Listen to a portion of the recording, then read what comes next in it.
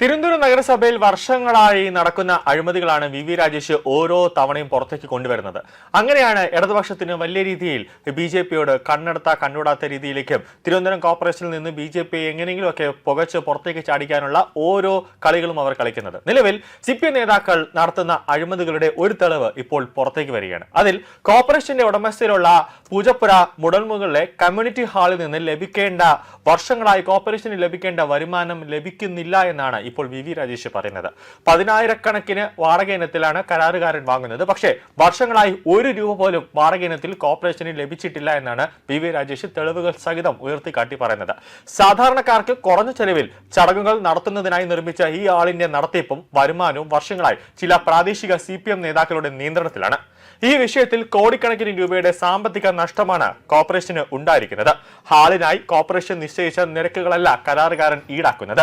കല്യാണങ്ങൾക്ക് 16,000 രൂപ മുതൽ 30,000 വരെ രൂപയും കൂടാതെ AC ഉപയോഗിക്കുകയാണെങ്കിൽ 40,000 രൂപ വരെയാണ് കോർപ്പറേഷൻ അവിടെ പരിപാടി നടത്തുന്ന വ്യക്തികളിൽ നിന്നും ഈടാക്കാനായിട്ട് കോർപ്പറേഷൻ നിശ്ചയിച്ചിട്ടുള്ള ഔദ്യോഗികമായ തുക.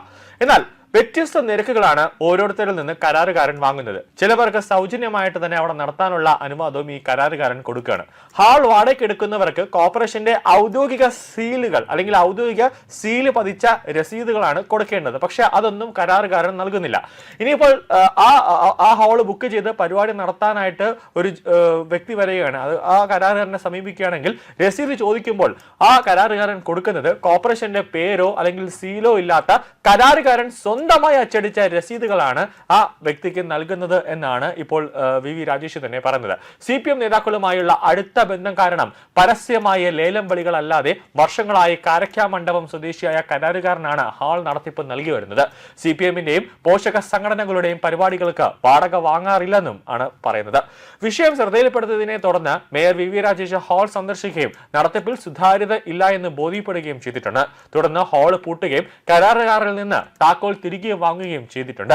കമ്മ്യൂണിറ്റി ഹാളിനോട് ചേർന്നുള്ള കെട്ടിടത്തിൽ പ്രവർത്തിക്കുന്ന മുടമുകൾ സർവീസ് സഹകരണ ബാങ്ക് പുതിയ കെട്ടിടം പണിതിട്ടും പഴയ സ്ഥലം ഒഴിയാൻ അവർ തയ്യാറായിട്ടില്ല. വളരെ തുച്ഛമായ വാടകയ്ക്കാണ് ഇവിടെ ബാങ്ക് പ്രവർത്തിക്കുന്നതെന്നും ആരോപണമുണ്ട്. 2025 നവംബറിൽ നവീകരിച്ച ഹാൾ അന്നത്തെ മേയർ ആര്യ രാജേന്ദ്രനാണ് ഉദ്ഘാടനം ചെയ്തത്. ഹാളിന് മുടമുകൾ രാജശേഖരൻ കമ്മ്യൂണിറ്റി ഹാൾ എന്ന് പേര് മാറ്റുകയും ചെയ്തു. അറ്റകുറ്റപ്പണികൾക്കായി കോർപ്പറേഷൻ ലക്ഷങ്ങൾ ചെലവഴിക്കുമ്പോഴും വരുമാനം രാഷ്ട്രീയ നേതാക്കളുടെ പോക്കറ്റിലേക്കാണ് പോകുന്നത് എന്നതാണ് പ്രധാനപ്പെട്ട ആക്ഷേപം. BJP ഭരണസമിതി അധികാരത്തിൽ വന്നതിന് ശേഷം ഒരു ഭരണസമിതിയുടെ മൗനാനുവാദത്തോടെ നടന്നുവന്ന ഇത്തരം സാമ്പത്തിക ക്രമക്കേടുകൾ ഓരോന്നോരോന്നായി പുറത്തേക്ക് കൊണ്ടുവരികയും ശക്തമായ നടപടികൾ സ്വീകരിച്ചു വരികയും ചെയ്യുന്നത് CPMനെയും അതോടൊപ്പം തന്നെ CPMന്റെയും മറ്റ് നേതാക്കളെയും അവരുടെ സാമ്പത്തിക സ്രോതസ്സിന് വലിയ രീതിയിലുള്ള തടസ്സം സൃഷ്ടിച്ചിട്ടുണ്ട്. നഗരസഭാ ഭരണം നഷ്ടപ്പെടുകയും നഗരമേഖലകളിലെ നിയമസഭാ സീറ്റുകളിൽ പരാജയപ്പെടുകയും ചെയ്തതോടെ CPMന്റെ സാമ്പത്തിക സ്രോതസ് പൂർണ്ണമായി അടഞ്ഞിരിക്കുകയാണ്.